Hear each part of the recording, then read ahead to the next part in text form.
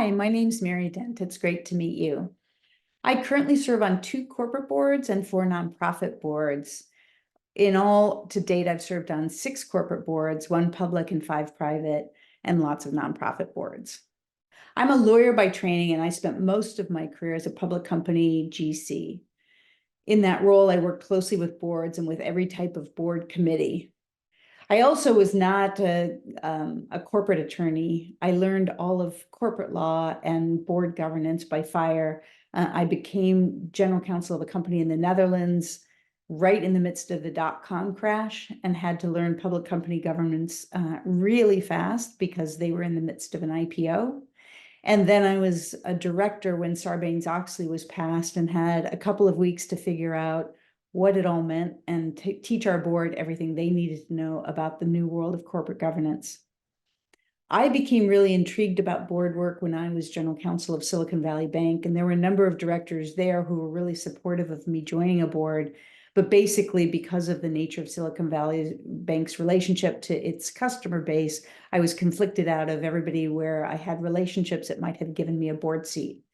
But I got really lucky when I left SVB because about 2 weeks after I left, an investor called the CEO of SVB and asked him to be on a board. And Greg said he couldn't, but introduced the company to me. And within a few weeks, I was on my first corporate board. So that was a real shock. I had worked with a lot of boards in my capacity as GC, but I learned a ton on that first board. We had a proxy fight, and I was the board member who the CEO asked to travel with management to meet with all the major shareholders. And that was really eye-opening. I knew what we were doing and what we intended to be heard. It was really interesting to hear from shareholders what they thought we were doing and what they were actually hearing. At the end of the proxy fight, we did have a bunch of change to the board, so I worked with the CEO to stand up the new board. And at the end of that process, at the CEO's request, I stepped down from the public company board and joined the executive team to help work on the issues that we'd learned about so clearly during this incredible journey. It's something to go from where you're receiving information to where you're providing information. And in my new executive role, I saw all the things I thought I had understood when I was a board member. And I learned to see what I'd been blind to, what I had gotten correct, and everything in between. I started looking for a second board seat fairly early on because I really enjoyed the board work, but it took 2 years, I think, to get a second corporate board seat. And then I got 2 in the same month. So it really is a very random, surprising process. There's been no rhyme or reason to how I've gotten my different board seats. Some it's been a deep, close relationship to somebody who connected me to a company. Some of it's been really old, random relationships, people I hadn't thought about in years who remembered me and recommended me when they were approached.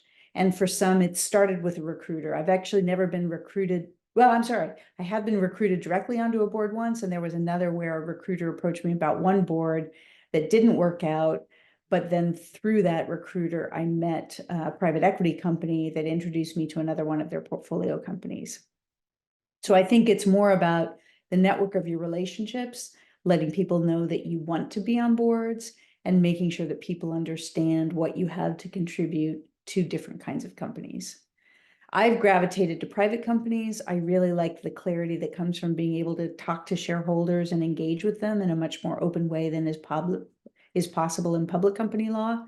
And I'd say that every board is different. I love board work. It exercises a different skill set. I learn a ton, and I really enjoy the chance to be a part of a company in a way that's different from the way you engage when a single company is your entire work life. But I also love the kind of hands-on work that we do in a more executive role. So I keep doing non-board work, mostly consulting, in order to give myself that sort of operational fix that you just don't get on a board.